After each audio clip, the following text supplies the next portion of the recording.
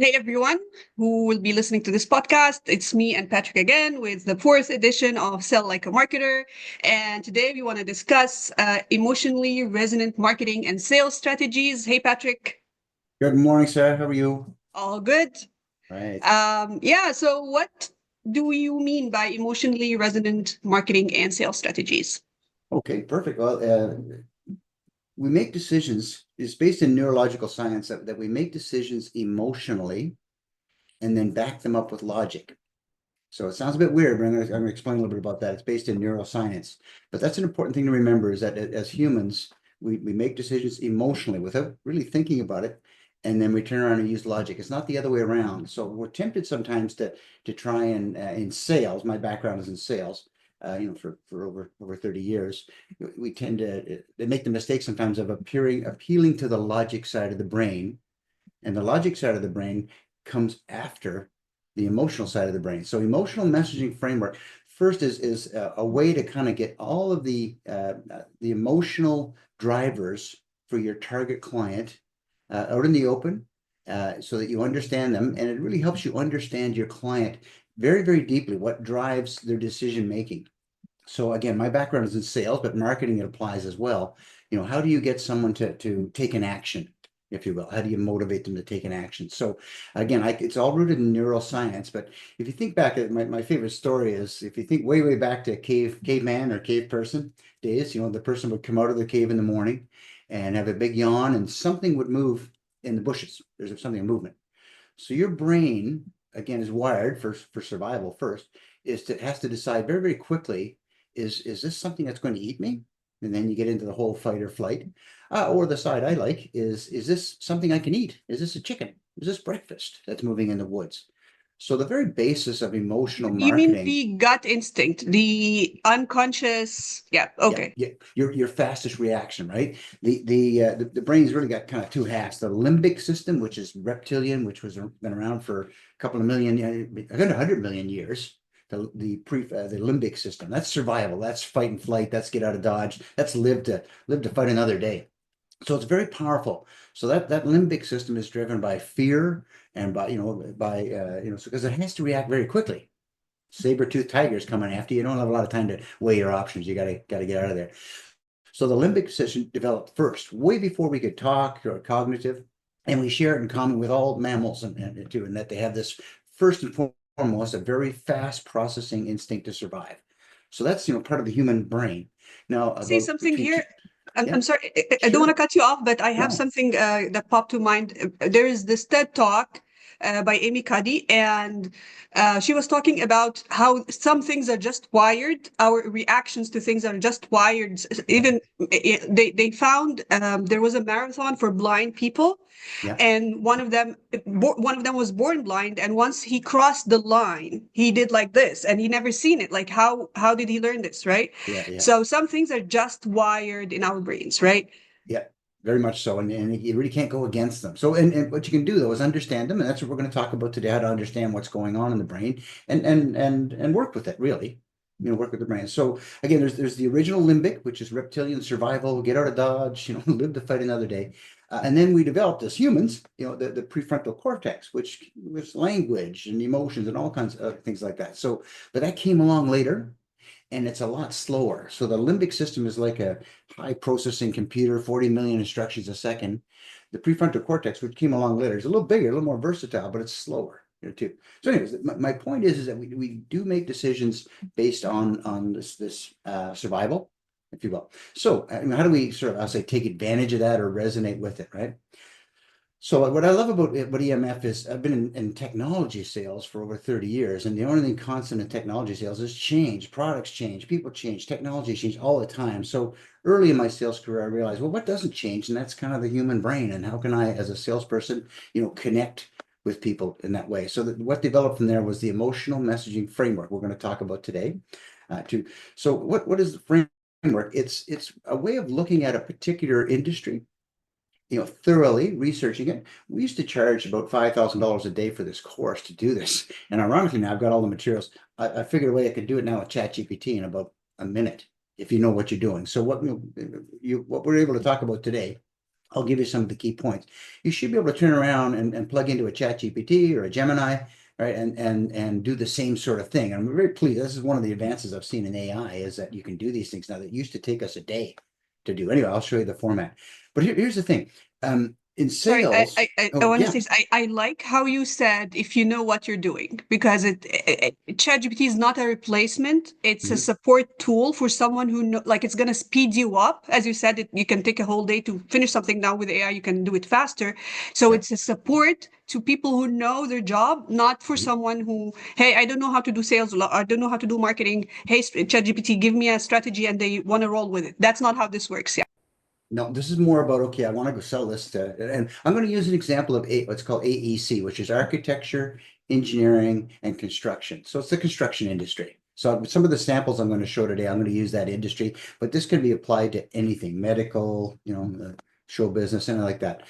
All right. So again, the EMF I'm going to use, the emotional messaging framework. What I've found is once you do one, and I'm going to take us through one in a second, but once you do one, it's a document that's shared, and this is where you guys come in. It should be shared with marketing and sales and customer success, everybody. It's your Bible of what's going on in your target industry right now. And I'll show you a thorough example. I'll apologize in advance. It's a bit of an eye chart because it's not meant to be a presentation, but a resource. So I'll show you what an emotional messaging framework looks like for a construction company, if you will. So you can do that. All right. So what is, in a nutshell, really what you're doing is you say, okay, I want to sell to construction companies. That's my target market, right? In a nutshell, what you do in an EMF is you look at it from 5 different areas, at least 5 different areas. Okay, so and I'm gonna bring up my slide in a second here just to show it. And again, I'm gonna apologize because this is part of that full day EMF we used to use. So the slides are quite detailed. So it's not a matter of having everybody read the slide, just know about the structure. But I think you're gonna like Yeah. what you're gonna see. So hang on, I'm gonna share. And it's really only about anybody worried about PowerPoints, it's really only about 6 slides. And so I'm not gonna spend too much time on it. Let me know if you can see this, the playbook. Yes. Is full screen? Yes, I can see it. Yes. And it's full screen, eh? Because I've got a little. I mean, Hang on. for me, I can see us on the side and then I can see it. But I do like sometimes Okay. when it records differently where Yeah. it's the main alt screen as well. Yeah. Okay. So that is that kind of market forces.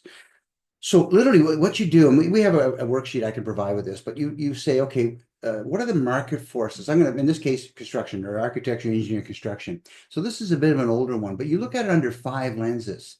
What's going on right now at a macro level in that economy? So back when we did this one, there was a recession coming in, and a lot of private companies, it's kind of what's going on now. A lot of private companies are holding back in that industry. So the macro market force for construction is right now is a cautious one. People aren't sure if they should start building, if should invest, build that new factory, these sorts of things. So again, what we used to do in our session, we'd sit down with our client, room full of people, and we'd say, okay, what's going on right now in construction, or what's going on right now in medical? So insert here your target industry, and again, you can do them for multiple industries, but the first of the 5, he says, what's going on at major levels? Right. And this is kind of fun to do. So the next thing you say is after you understand what's going on in macro, like for example, private sector at that time was driving most of the growth. But in a recession, private sector pulls back and government. So federal does more construction. So that may change over time. But you see the questions we're asking, right? What else is going on? Aging workforce. There's an oil and gas boom on at the time when we were doing this one. Not now, not so much now because I was way down. But you see, so these are all that, you get all your collective intelligence from your people. Put it all on the page here. Now, the next thing we look at is regulatory. What's going on in that industry? And very, very valid in some industries, especially very, very valid right now with tariffs. So just about anybody that's doing a business right now, so we're going to put at the top of the regulatory, is going to put tariffs in there too. Okay, but anything else going on, be it environmental or something too. So you sit with a group of people, and this can take a couple of hours sometimes. Macro, what's going on in the industry right now. At the time, there was lots of merger acquisitions going on. So really, it's, you're just seeing, what do we know about the industry? Product and service right now, there was a lot of commoditization. Yeah, we can build your building, no problem at all. It was tougher to differentiate, and differentiation is going to come up very, very important in a second. So you look at macro, regulatory, what's going on in the industry, the product and service commodity. What are the competitors are doing? Right. So again, this is great. You got a room full of people that know your industry. You got your pros, your new kids, everybody, but and marketing. So again, we would get everybody together to do this. What's going on in the competition out there? Right. So there's different things. There was aggressive discounting because it was competitive. There was global. Now, and then finally, which one I liked is what's going on with the customer right now. What's going on? Customers, for example, in AEC and construction, there's a ton more kind of AutoCAD or building information modeling. There's a ton of new kind of behavior shifts happening in construction for this one too. But again, very, very important. You're just saying macro, regulatory, industry, product, competitive, and demand. Are kind of common categories that you can ask yourself, what are these things? So it's important to list all these out. Now, the next most important thing is, okay, so what? What does that mean? So you see the up and down arrows here. Well, it means material costs are going up, for the construction industry. It means labor costs are going up, right? Customer retention is going down. See the down here, right? So again, you're mapping out what's happening on this end. Now, this alone, Sarah, this is the first stage of the EMF, right? Is enough to get a very key thing happening, which is everybody, marketing, sales, customer service, all on the same page as to what's going on in the industry, which is great. It's a great way to kind of consolidate everything you know about an industry. So it's a nice level set there too. Because one of the big advantages of doing an EMF is everybody in the organization that contribute to it is on the same page and they're using the same vocabulary. And I'll talk about vocabulary in a second, right? And stuff too. So, but does that make sense so far, Sarah, in terms of, okay, first thing you do? But here's the thing. Do you also use input from the customers themselves? Oh, absolutely. Anything you can get, throw it on the table. Absolutely. Okay. Absolutely. Okay. And you can sit with the customer and say, here's what we know is going, especially you got a good customer. You say, here's what we think is going on. What are you thinking? Oh yeah, well, customers are always welcome, right? To jump in. Almost anybody that you think can contribute. And to me, customers are always top of the heap because they're the ones with the checkbook, right? On that. So again, this is something we would do on a whiteboard. It may take a couple of hours to do, get everybody all out there, just to look at what's happening each one and then say what is the effect? Margins are down, differentiation's down, write-offs from bad projects are up. Too. So this all comes out. And I used to find, Sarah, I kind of knew this stuff because I was a senior sales guy in the industry. But in the group with us, we would have all kinds of people from marketing, brand new people from marketing, who didn't know the industry. So this was invaluable for them to first understand everybody on the same page. All right. So an EMF is not just for marketing or it's not just for sales. It's for your whole group. All right. I'm going to slip to the next slide here. So this is kind of a summary, if we will, of those market forces and drivers. Remember, we did economic, regulatory, competitive, right? So in this particular case, what's going on, economic is all private sectors are showing growth and federal is down sharply. So this company we're doing this for at the time, they were concerned because most of their projects, they specialize in government work. Right. So in their industry, something major was going on is that the governments now, because there's an expanded governments were pulling back on their funding. So if you keep extending this out, what they might want to consider is kind of broadening who they sell to, because their main market is in contraction. So again, you have these information. So and what happens then is you summarize it. All right. So private sector is increasing, federal is declining. I mean, that alone is worth kind of knowing, right? Competition's fierce. Our competition is looking outside the US. And then what are the impacts, from this? So the idea is firms with multidisciplinary offerings, they're getting revenue. So if I was this particular company and I was just focused on government building construction or civil, I might want to start bolstering my multidiscipline, looking in other markets. So does that make sense so far, Sarah? I don't want to talk too much. But here's the thing. Okay, that makes sense. But here's the thing. I'm eager to see where this is going because our topic is about emotional resonance, and I'm trying to imagine what the direction we're heading towards, because right now we're still doing information and data work, which is great. But I'm very curious to know how this will connect to the emotional part. Perfect. Good question. Okay. Let me summarize a little bit then. Really, the way it connects is there's two things you're looking from an EMF.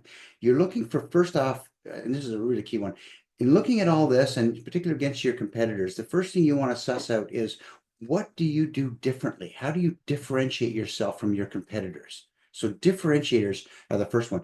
Usually when we're doing this exercise, people go, well, we have better service. Right? I get that a lot. Oh, our service is better. And I say, you know what? Unfortunately, your competition can say that too. Right? But if they say, oh, we've hired these new, we've invested $2 million in new CAD technology, nobody else has done that. That's a differentiator. right? Or we just completed it. This is a big important project. We just completed a big important project. So where this goes a lot of times is these are all the things our clients are looking for in the MF. What do we, my company, Patco, what do we do differently? All right. So that the first thing is differentiators. And differentiators to me, I always found was very handy to marketers. So not only as a salesperson, I would go to our marketing team and say, in your marketing and in your, why should you just attend the webinar? Why should you download this thing? Is because, this is what we do that's different. Because, for example, AutoCAD is taking over the industry, and we're experts at AutoCAD. So I would say to marketing and all your things, stress this because it makes us different. So that's one thing, Sarah, is differentiators. All right. That's us and real differentiators. Because the first thing this would kick out is everybody, it's service, it's our people, it's all these things you hear that are just kind of, they're just not, they don't resonate. They don't hit that limbic brain that says, wow, I want to be a part of that. These guys are advanced, or there's a real risk to that. So differentiators. The second thing that an EMF kicks out is what I call trigger events. Very, very important. What triggers a construction company to look at a new accounting system? What triggers it, right? To do it, and again, those things get sussed out as to hang on, slide here. So this is kind of the result of it. Right now, an issue for construction companies, their workforce is aging. So the impact is going to be higher billing rates, inability to do new projects because they can't get people. What triggers it is they've had a challenging project they have a project that's having a resource shortage, right? And then the functionality is we can do talent and resource management. So sort of this is a little bit detailed, Sarah, on this too, but the idea is what kicks out is, what's the business issue? What is going to emotionally resonate with that limbic brain that makes them get out of their chair and do something? So poor project management, overruns or missed milestones. That's a big one in construction firms, too. So if I'm crafting my marketing message, it's not saying, hey, we do project budgeting. I'm saying, you know what? We have clients that came to us with poor project management that was costing millions of dollars in overruns and missed milestones. Do you have this problem? See how that works? You're not just saying, hey, we can help you with project budgets and forecasting. No, you're saying, you know what? Other people like you, we've helped them with poor project management. So this is where a little bit this is where we're trying to understand their emotions and that's true. speak Yeah. to their feelings, their pain points. I'm just trying to understand Yeah. we understand the market and the forces to be empathetic and understand what the client might be thinking, like put ourselves in their shoes, understand how they feel, how they're thinking right now, what is their pain points. And also when we meet with them and we listen obviously to them and we discuss this, in Discovery Call and all these things and listen very well and making good notes. The approach is instead of, hey, I can do this, it's I can help you with talked about the thing that's concerning them. Yes. Versus exactly. First. what I can do. Yes. Okay. So it's I'm just trying to not summarize. I'm considering myself like an attendee and trying to understand better. So when we say emotional framework, emotional resonance, we're talking about connecting with how the client feels and focusing on that and how we can help in that area versus trying to talk about ourselves, our products, what we can do, because we're just at the just talking is we're throwing information. Yes. Yeah. And there's no connection. You're guessing, right? Exactly. And then you're guessing, right? Yes. So there's no connection between us and the client. But if we, for example, if someone comes in, and I did the market forces and drives for SEO right now, I would say obviously AI overviews. There's a lot of stuff going on, but let's say Google updates, stuff like that. Let's say these are three things. And then I meet with a client and they come concerned. We've been seeing a traffic decrease over the past few months. We're concerned that AI overviews is taking our traffic. If I jump in and, hey, I've been doing SEO for 10 years, I'm doing a master's degree, and I keep talking about myself and my credentials. Yeah, okay. How can you help me? You're a great person or whatever, right? You're talking about yourself, trying to show me how good you are, which not me, I'm not talking about myself specifically, No, I'm just no, giving an yeah, no, example because I understand. yeah, but I mean, versus telling, oh, I understand your concerns. You're not the only one. Like you've just mentioned that You're there's not a lot of alone. Yeah, you're not publishers alone. right now and a lot of businesses facing the same problems. Yeah. And we need to like the way I'm approaching this, and I think I can help you with is so and so and so. So yeah, it's a different way of. It's not what you say; it's how you say it. Right? That's Yes, the exactly. essence of And this. very, very much so. It's how you say it. And that's why vocabulary is important too. So remember, I'm bringing it back a little bit to the neural, the brain. Let's get grounded. That's what this is about, really. Is about a little bit about the brain. So, well, let's go back to our discovery call. The rough way a discovery call used to go was, "Good morning, Sarah. Thanks for joining me on the call." Now, remember, they've joined you on the call. Nobody does that unless they've kind of got something in their mind. First off, so the first mistakes a lot of salespeople make is they feel they have to talk, right? But the idea they've got on a call with you, it's like they just killing time. It's good to find that out But early. some people think if they go on a sales talk or like conversation, or they need to name drop. Hey, I did work for this company. Like they need to show off Well, that's and good. impress the client Yep. versus like how would you Yep. think of Let's look at this? let's look at the agenda. The agenda of the discovery call. If we go back to number one, the agenda says, "Good morning, Sarah. Thanks for coming." The next slide is, hey, look, we've worked with others like you. It's literally one, maybe two slides, no more, and we call them credibility slides. So it just says, look, here's our logo slide. Here's who we worked with before. I would say, it's credibility. Now, by the way, the credibility is playing back to the EMF. Okay, so remember, let's say it's a blank slate. You and I just jumped the call. We don't know each other. I'm saying, "Good morning, Sarah. Thanks for joining us." You kind of suspect that I do some work with construction companies. There's some reason you've agreed to meet with me today. So that first slide or two, that's credibility, is the chicken in the woods. It's emotionally saying to them, "Hey, we're something you can eat. We can help you." Right? So there's the emotional element. So the first slide is that credibility slide, but don't delay it. It doesn't take very much to establish credibility.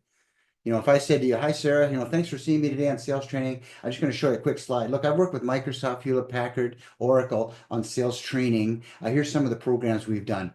That should be enough, again, for the limbic system, subconsciously or not, to think, okay, credibility, this is something I can eat, right? But if I started the call with, "Hi, Sarah, thanks for the call this morning. I'm going to take you through our entire product line for the next hour," right? My brain is going, okay, that's a saber-toothed tiger in the woods. That's going to eat my time. I don't want to hear Yes. everything you're doing. When you just said that, I'm thinking, oh my God, if I go on a call and someone is like, let's say I'm going on a demo call, which I get a lot on for Yeah, tools, SEO tools, and someone is like, hey, yeah, I'm gonna walk you through all our everything. features and then all our upcoming features and our plan. Like, hey, I think you should also Yeah, understand why I'm here. Like, yeah, what is the because like, and let's talk about demos later. But yeah, I get yeah. what you. Demos are very important. And the first thing I'll say about demos is demo a solution to what they told you their problem was, not everything you can do. So people say, "How do I prioritize a demo? What do I demo?" Demo what they've told you the problem is, and no more. You don't need to demo more a lot of time because remember, their brain is just trying to solve this problem. They don't want to hear about other problems. So, again, this is not in order. It could be any one of these things, right? And typically, what happens, like in this particular case, a construction company would come and say, "Well, my problem is." Why are you on the call today? "Oh, my problem is right now we've acquired 3 new little construction companies and we can't share and collaborate on project documentation." So we already knew about that. That's a potential one, right? So we kind of know, by the way, what we can do. We can help them with document management stuff too. So, if the person says to you, "I'm looking to, share and collaborate on projects," I would come back and sort of say, "Yeah, that's very important. We deal with a lot of construction firms and they tell us that inefficient delivery of services, project delays and errors, those are all impacts. And you know what happens when that happens? Litigation, lower project, so just the fact you've written all this stuff out, everybody in your company that's using this now has a good way to have a conversation when a client gives them one of these. Right now, my problem is that, we're growing, client growth. We're doubling in sales every 6 months. Oh, wow. You know, yeah, loss of A-list clients is not good because you're too busy. So anyways, it's your own kind of the issue that our clients are facing. What are those issues? What's the impacts? And by the way, these impacts are very important. Those are the fear element. right? That cause them to take action. All right. By the way, over 30 years, I've found sales decisions, major decisions, are not motivated. People say, well, I'll put in this new program, it'll help you make more money. And that sounds like a gain, like a, hey, that's my chicken, that's breakfast. That's nice. Gains are important. But in sales and in people, gain is about 25% of the time. 75% of the time, people are motivated by fear. And I'll tell you why. We're back to the limbic brain again, to the reptilian brain, is that fear is a much more powerful motivator than gain, right? I agree 100% with this. And this is actually why people write things in context of SEO. SEO is dead. Google is dead. There's also something like Google is cooked, ChatGPT. Like these scary things they keep saying Yeah. because people there, and also when AI started, everyone is, or a lot of people on LinkedIn started getting worried about their jobs. And is that a realistic fear or not? But it's because you have a fear. It just takes the lead, controls everything. You start seeing everything with this lens. And I think my concern is like, if I don't think as marketers we should play on people's fears, right?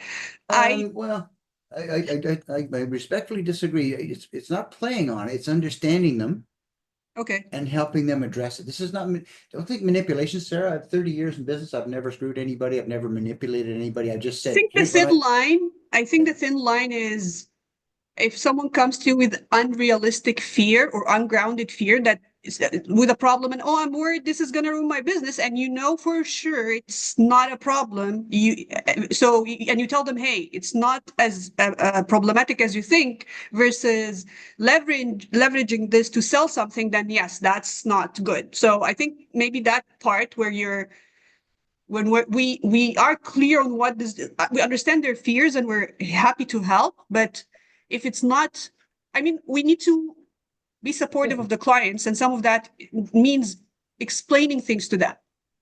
I think it's a lot of times you can explain things to them, but that comes at the end. I think you want to understand. As a matter of fact, it's even more powerful if they say it themselves, right? So let's pick one here: inconsistent project delivery, like project forecasting, right? So if somebody says to me right now, our forecasts are crazy on my construction project. We're over on some, we're under on some. I would sort of say, well, yeah, project delivery. I hear that a lot from other people like you. That shows me a member of your tribe. Too. How does that impact you? Right? And they're going to say something like, well, it's impacts profitability, lower margins because it costs us more, right? Late projects, right? So you've already kind of understand a little bit what that problem is, right? So if a client says to me on a call, remember, discovery call is not about you talking. Discovery call is saying, hey, you've reached out to me, you've raised your hand, you've contacted us. Frasier, I'm listening. Yeah. Right? But they're going to usually have, just remember, you sat with your group of experts that have been in the industry in your company for 30 years. You're going to suss out what these issues are. It'll be a whole different set of issues for SEO, right? On that. But you've also filled out what are the impacts of these issues. You're getting closer to talking their language versus yours, right? What's the impact? What causes this? A new project, losing a project. Losing a project's a big one, right? So, you'll see sometimes as a salesperson, if I saw a news article that so-and-so, they just lost a big project, they've moved to another company, I would call the original project guy, and they're probably feeling a lot of pain right now because they just lost a couple of $1 million project. So you're able to sort of say, hey, I see you guys lost the ABC project kind of thing, we've had other clients, construction companies like you that have done this. Would you like to hear how they handled it right now? Because they're going, oh my God. Right? And by the way, emotional I love it. It comes back to humans. So that person, whoever is responsible for losing that contract, they're not interested in getting the next contract. They're not interested in saving their job because they're about to get fired, right? If they lose another contract. So fear, it may seem like gain. I want to close business to get business and feed my family. Well, no, sometimes the brain is thinking the other way around. The brain is thinking, if I don't get this business, my family's going to starve, which is a much more emotional, process. Motivator. I think I can relate to this. I mean, when you fear of losing your job, you are very worried, right? Well, Yeah. you're afraid to lose your job. I mean, it's Yeah. fair, and no one likes that. And it's a tough job market. You don't know how you're gonna get another job. So there's a lot of going on here. But here's the thing, and I feel, I know this is a bit off topic, but the problem with fear is that, for example, in SEO, the word scammer gets tossed around so often. The best Mhm. way to deter people or isolate someone in the industry is just to label them, hey, casually label them, they're a scammer, they're a hacker, they're whatever. Mhm. Um, because people are scared of that person, become scared. What if, right? Yeah. Unfairly, right? Yeah. Yeah. And so the problem with fear, it's unfortunately an efficient tool to manipulate.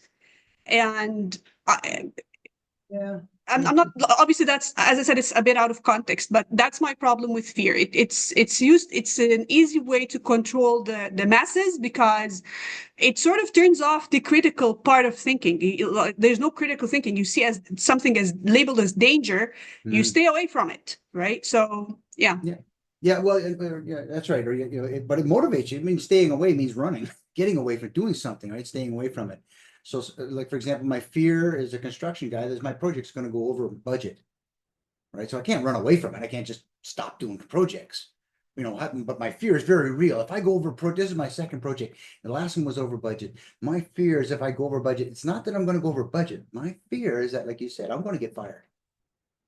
Right now, again, it's not taking advantage of it, Sarah. It's just recognizing it's a premier motivator, right? And they're There's not a looking for you to. there's as I said, I agree with you that there is a thin line, right? There's a thin line between I, using I've it to, never, I've yeah. never wrestled with any. Use the word manipulation, which doesn't sound good to me. It's always for me. It's always how can I help them, and the more I can Yes, get them to tell yes. me about their business and the impacts of their business and what triggered that, and and only then once I understand what the impacts are painful or good. Either double my business or I cut it in half. That's an impact, too. But just sussing these things out. By the way, this is a great onboarding tool for new salespeople. So the EMF is very important. Is just to do it once with your group, sit with it and facilitate it. And you don't just put it in the closet, but it'll last a while. I used to use this a lot in training for people that don't know anything about construction. So this was invaluable. And the other thing was trigger events.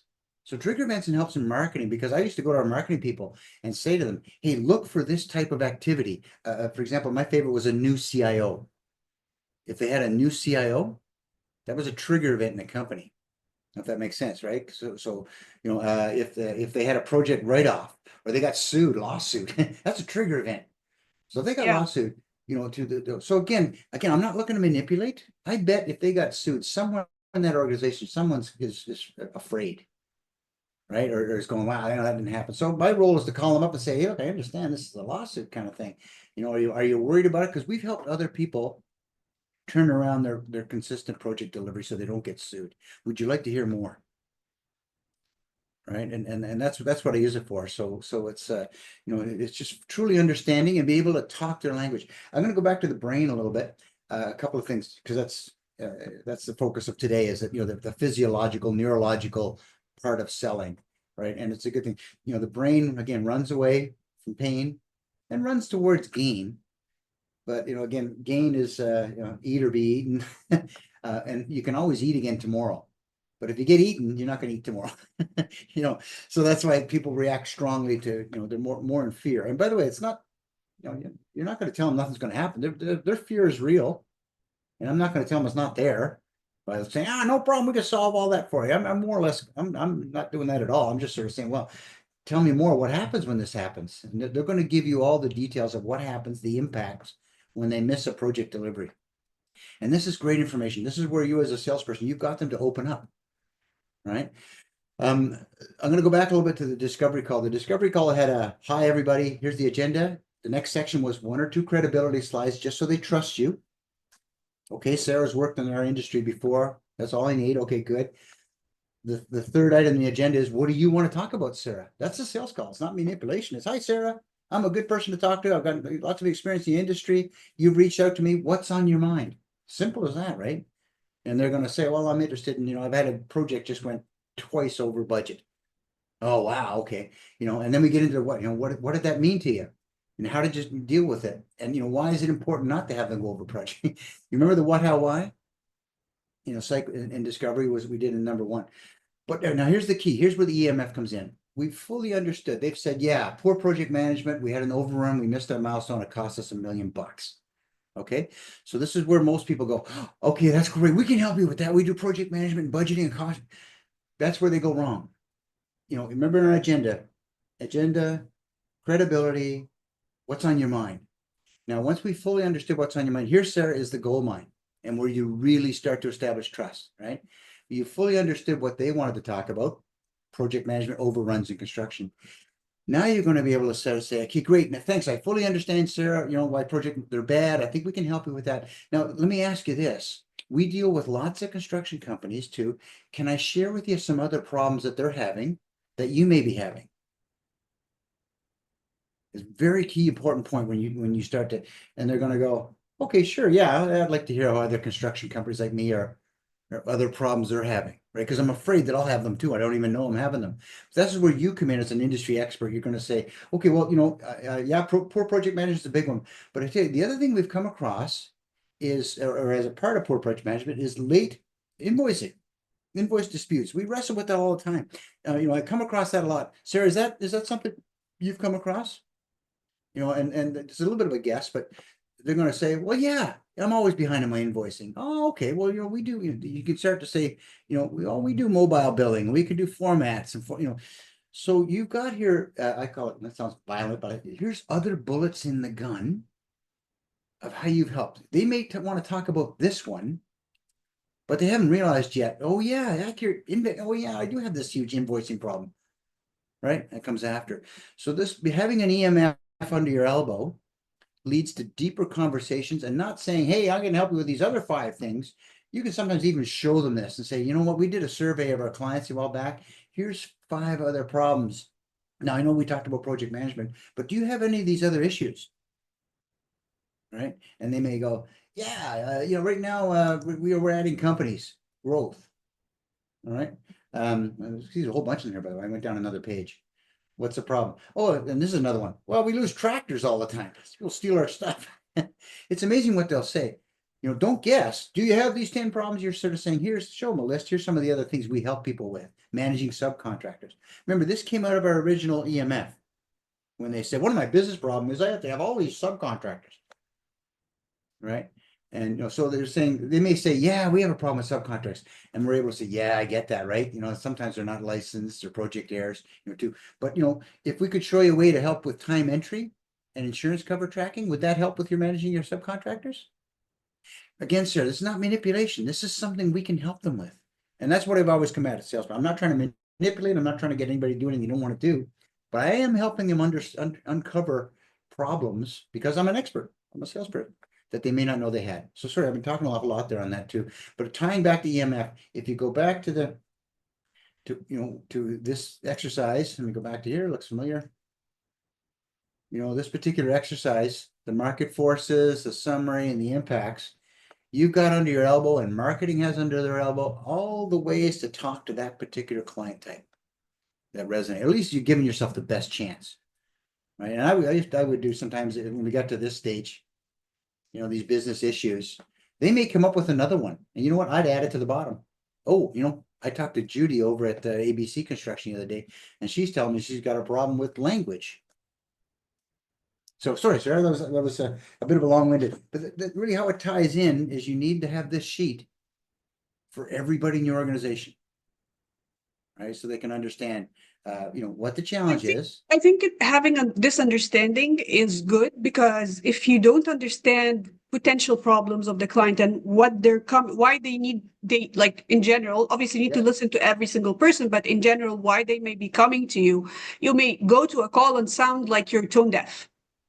Yeah, right. Very like, much so. Hey, you're talking about yourself. You're talking about, hey, I was name dropping all these things, and they may not feel, connected to you. So it's important to talk their language. And hey, what about this? What about that? Are you doing good on this site? Like, you can ask questions and listen, like we always say, to connect with them. And obviously, you need to have this background before. You need to do your homework, right?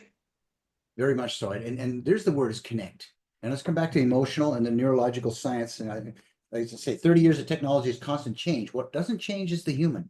And that's what I loved about it. It's, to me, it's been a keystone, right? Because, every call is going to be different. The technology is going to be different. But what's the same is typically if they've gone on a call with you, the first thing is that doesn't change. They've got on a call for a reason. Every now and again, maybe 5% of the time, they got time to kill. They'd like to learn more, which is okay. You can do that. But a lot of times they've got on the call, they've got something they want to talk about. And that's why I say, don't put 15 credibility slides up front. Don't talk about yourself and all the stuff you've done. That's kind of showing up and throwing up, we used to call it. Show up and throw up. Here's everything I can do. And that's horrible, especially at the start of a call. The call is there, I like the this energy. show up and throw up term. Oh yeah, I used to see that a lot. Hey, thanks for joining the call, Sarah. I'm going to tell you everything we can do. I'm going to go through our whole product list. And then at the end, I'm going to say, what do you think? Does anything catch your eye? And by the way, they've tuned out, right? A much better one is to say, hey, Sarah, thanks for joining the call. I know you wanted to talk about search engine optimization. And that's, by the way, remember that agenda in the discovery? We've got that up already that says quick credibility. We're going to talk about you, give you the mic. If there's an overall theme in sales, Sarah, is get them talking as quick as possible, and it's not good pitches, it's good questions, and the good question, the first best question is, what's on your mind? And they'll tell you, well, what's on my mind is we just lost $1 million contract. Oh, wow. So remember what, how, why, how did that affect your business when you lost that? Oh man, I had to lay off people. So look at this, it's following that. What was the business impact? Oh, layoffs. And what caused you to lose that customer? What was the trigger event? See how this works? So filling this out ahead of time for any market, right, is valuable to have for your whole company. I can't stress that enough. It gets everybody on the same page. And by the way, the nice thing about it, remember, you may have a large sales force with 3 or 4, 100 salespeople, or even 3 or 4 salespeople, some seniors, some juniors. By doing this with everybody, I've done this lots in the past, you suck out these great insights from your senior people, because they're able to say, oh yeah, I deal with construction companies for years. The biggest problem I hear is this. And you put, well, let's put that in there. That's the biggest problem. How does it affect their business? What causes the trigger events? By the way, trigger events I love because that's what you put marketing on. Say, hey, marketing, go look for lawsuits or go look for new contracts. Triggers it, right? And then here's you. This is where you come in. Relevant functionality. How can you help? Right? We can help with equipment maintenance. We can help with complex structures, too. And I don't even say that. If somebody says right now we're having trouble accurately responding to bids, we're either over or under bidding. That's a common one, right? We're having a problem. We lost a contract because we were high, or we lost because we were too low. Okay, so that's where you come in and sort of say, you know what? If I'm working with you on SEO, on a bid or something too, I can help you do a much more accurate bid. You know what I mean? So you don't over or under bid anymore. Right? Would it be helpful to you if I could show you a way to estimate your projects better? Because remember, they've sort of said right now, oh man, I just lost $1 million because I underbid a project. Oh, would it help if I could show you how others like you are avoiding that? See, sir, that's helping. That's not manipulation.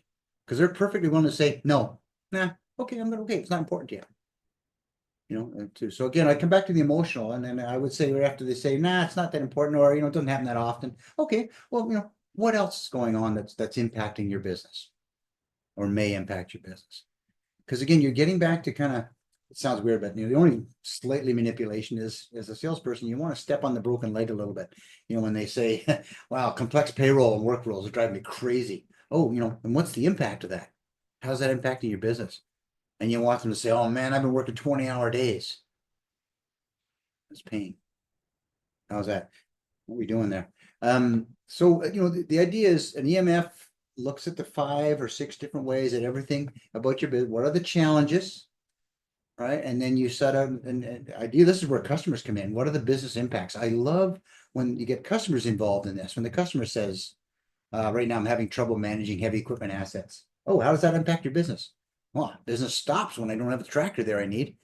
So I got 15 guys standing there doing nothing because the tractor's not there. Right. So these impacts are, are if you're looking for these things, a great way to get them is on the call. Right. And how did this happen? How did the tractor not show up? What triggered it? We had a mechanic strike, kind of thing or something. So, if I could help you with equipment maintenance or repair, You know, would that help avoiding having 15 people standing there and doing nothing?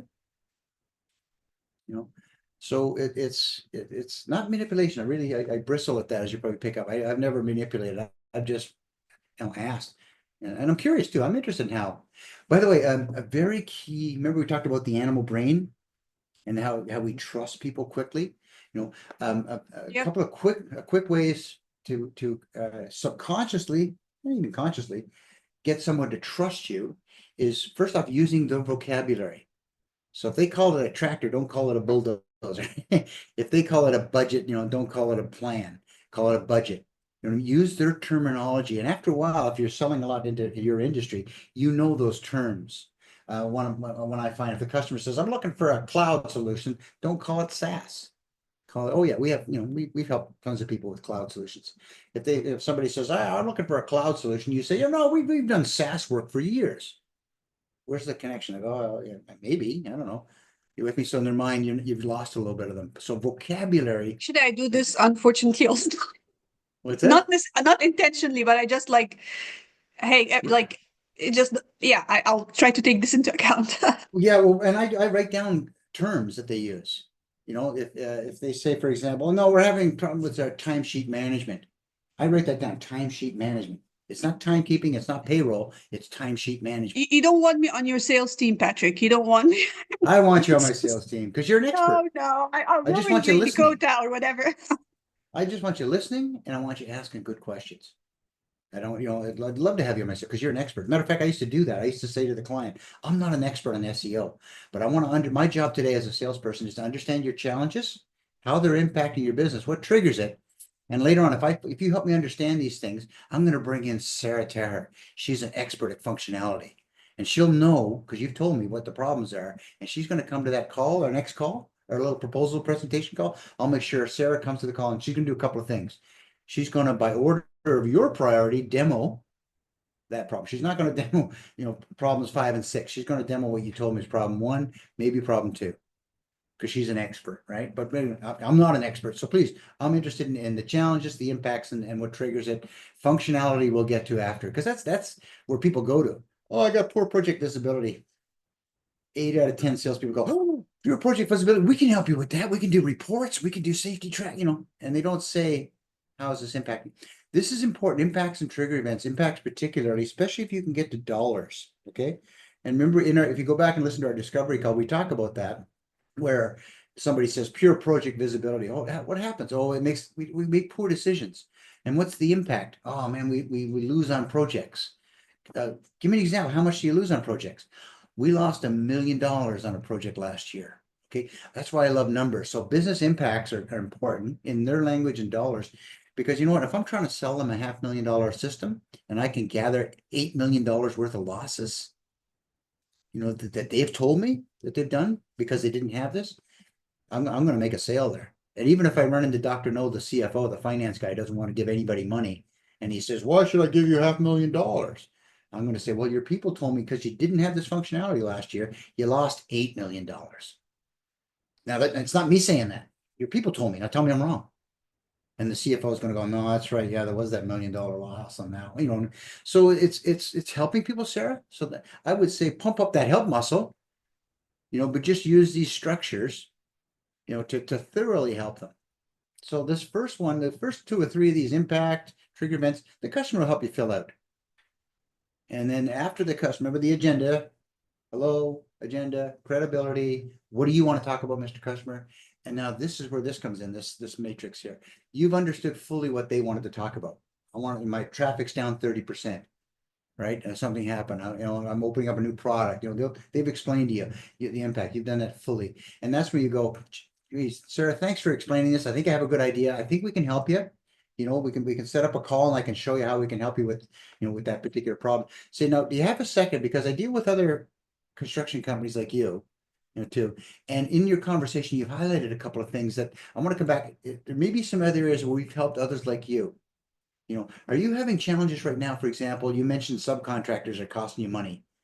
Are you having trouble right now managing subcontractors? Because that's this one, right? They may have talked about this one, but you know, in your listening, I would even have this open. I would put a little check mark. I'm going to come back to this. She mentioned subcontractors are causing problems, right? So I'd come back and, so again, there's what they want to talk about, most importantly, but then you're an expert. And this is where the EMF comes in, where you're able to come back and say, okay, great, I understand your problem. I think we can help you with that. Here's some other things that people like you are experiencing. In our brain, by the way, again, we used to live in tribes between 100 to 150 people, right? So we inherently trust people that speak like us, vocabulary, or members of our tribe. And I explain why that's really important in marketing now, because if I'm using the vocabulary and I see that Sarah, you're SEO, I'm an SEO person. I looked at your profile. I'm going to automatically kind of trust you a little bit because you're in my industry. You're a member of my tribe, right? And the brain, neurologically, there's that trust. People try way too hard to build trust. All they got to do is convince them that, hey, I'm on the same team as you. I'm in the same industry, or I've experienced the same problems, or I'm a part of that community. That's why, by the way, one of my favorite marketing tools, and you've probably seen this, and the keyword is community, right? Community builders. That's the hottest thing right now, I'm finding. Cold emails dead, all that stuff. So what people are trying to do is build a community of construction, IT people. And that's why and that's, again, this is where the EMF comes in. I'm about to invite 35 construction people to a webinar. I want them to come because the webinar, they're going to come and they're going to hear stuff that's pertinent to them in their construction community. Okay, so community is really important. So even if you're not one-on-one selling here, marketing, I've been told, hey, marketing, I want you to go and put on a webinar for construction safety engineers, because that's who I sell to. Put on this webinar. So, I mean, marketing is going to go, okay, well, I don't know anything about construction safety. What's the webinar content? Well, here's where you come back to here. Let's pick a couple of these topics. So a webinar on how to manage subcontractors would be more relevant to them. Okay, so I'm talking too much again. I'm a trained salesperson, so I notice when I've been going on too long. We have like 2 minutes. Okay, the EMF sits at the middle of all this, and if you haven't done that, you haven't leveraged the social intelligence of your organization, of your community, to do that. But once you do it, you have the document like this that you use I used to use it for onboarding, all these here's the problems that our customers face. Now they may have 1, 2, or 3 of these, or a new one. If you got a new one, add it to the bottom. So when somebody comes down and says, oh, I got a problem with language, and then I would put business challenge language. How does that impact your business? Oh, we're doing projects in Quebec right now. Okay, that impacts you, and I have to hire translators. Okay, that costs money. What triggers it? Okay, projects in Quebec. All right, and they require French reporting. Okay, so if we could find a way to report in French, would that help you? All right, they go, well, yeah. Okay, so that's what I would expect of a good salesperson. Sarah, like you, a good salesperson like you. I'm not.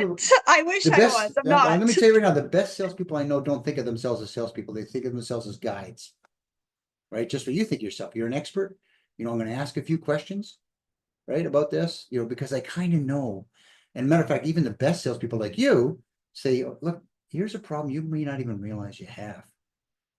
And I bet you got a bunch of those, right? And that's what they come to. That's why they trust you, is because they feel comfortable telling you what it is, what their problems are. They know this, they know the challenge. They really know the impact. I love impacts. And they can share with you what caused it. And this is where you're coming into, because you know your product, what functionality in your product will help with this. All right. So again, doing an EMF like this, a solution profile matrix of the challenges and document. This is a working document. It grows. I would have sales meetings every week and say, anybody got anything to add? And somebody say, well, I talked to this new company this week and they've got this new problem. There's a new regulation in the US that you have to have the safety thing. Oh, what new regulation? Right? You say, okay, how does that impact their business? Oh, they got to spend more on safety. What triggered it? Oh, it was a regulatory change. See, recording that stuff there for a marketer, because then I would sit with my marketing people and say, hey, look, there's this new regulation I just heard about. Let's go back to all our previous clients and say, are you aware of this regulation that just came up? And the clients are going, no, I wasn't. Thank you very much. You're a member of my tribe. I trust Sarah because she watches out for me. She brings me stuff I didn't know. So EMF is at the center of an awful lot of things. And really, if you think about it, it's just a matter of kind of saying, okay, what are the 5 areas that affect the client? And how does it affect them? What triggers that effect? And then how can I help them? So that's kind of, EMF, this is really what you have when getting ready for a customer, you get on a call, I do a little customer company overview. What pains or issues have they told me? Right, and then I say, what pains or issues are they likely to have? I get ready with my products, because remember we talked about demo. If they've told me their biggest pain was, their traffic's down 35%, I'm gonna kind of really kind of have a little solution I might be able to demo. All right, so I think that's about it. We're getting pretty close here. This is a competitive one. Competitive is important, because looking at your competition, part of the EMF. It's a little bit outside the EMF, but it's important to do. Each one of your competitors' strengths, I think weaknesses. what I'm seeing here is a big part of the process is being prepared, Yes, right? very Coming much so. prepared and making sure you understand how your customers think, connecting with your customers, Yeah. even before you meet them. This is the output right here, Sarah. If somebody wants to take a screenshot, they can. But I do these for different industries. This is for construction. I've done these for retail, for manufacturing, for So ultimately, if your company doesn't have this particular, some people call this playbooks, then what are you onboarding people with?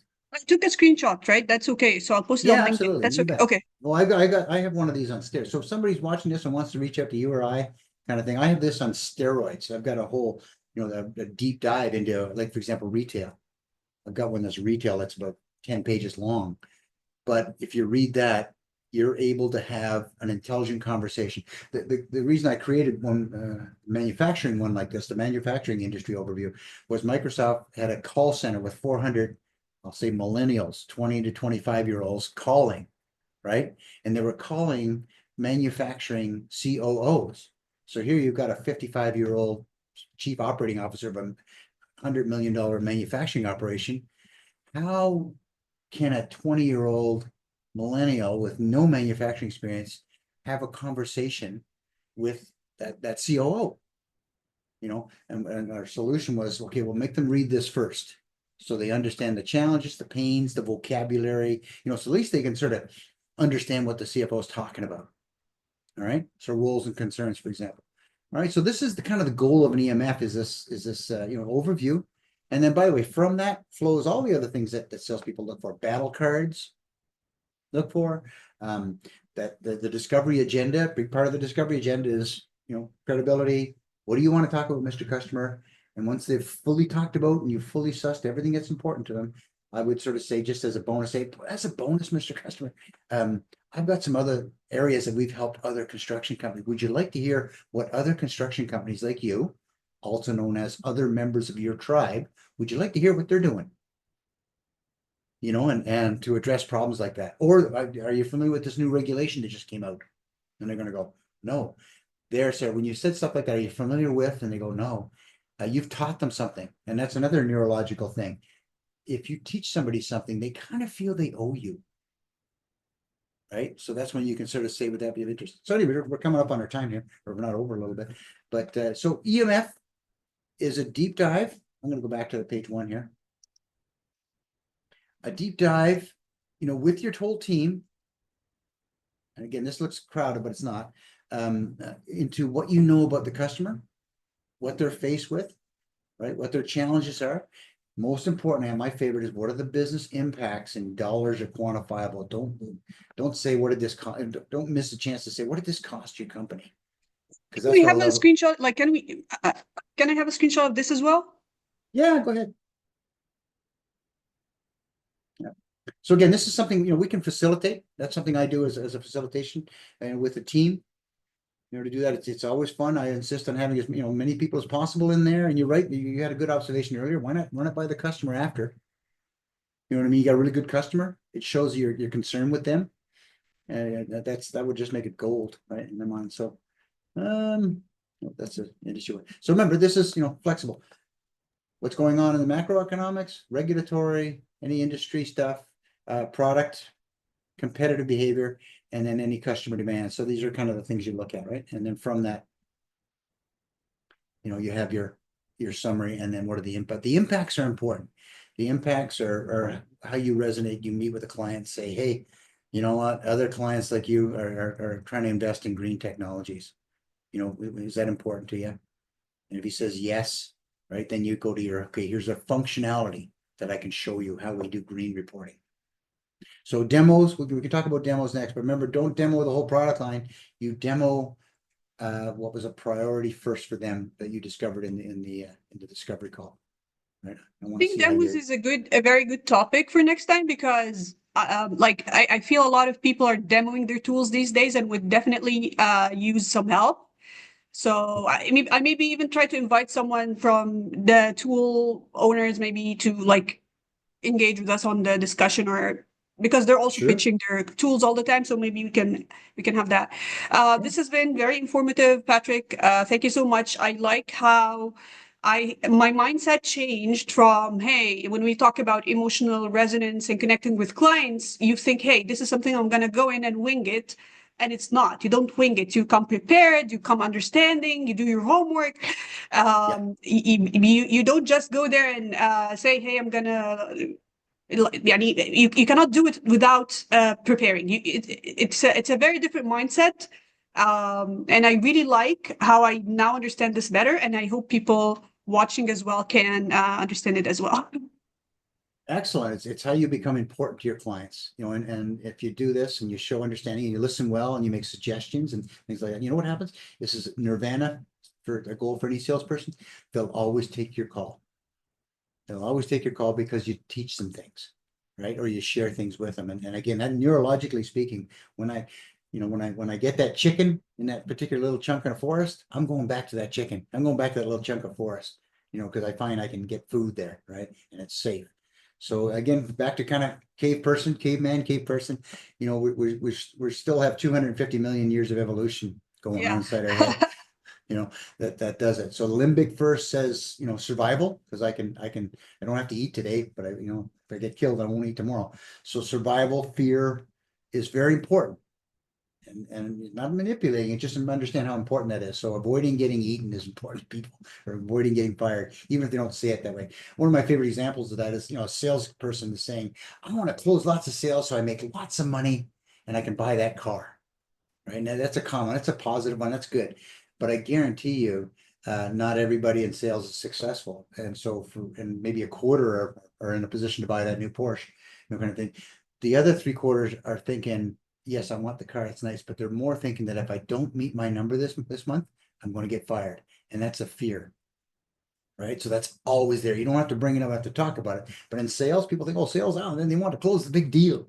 And that's nice. It's nice to get the money, but I guarantee if you really dig deeper, they know that if they don't close that big deal or those deals, they're going to get fired. So again, it's fear. It's a saber-toothed tiger in the woods, not a chicken. Thank you so much, Patrick, for this. This is very informative, and see you guys next session, which is going to be in May. I'm going to post about it. Me and Patrick, I'm going to discuss the potential topics and potentially demos, which I think is a very interesting topic. Thank you so much. Have a good one. Bye. Thanks, everybody.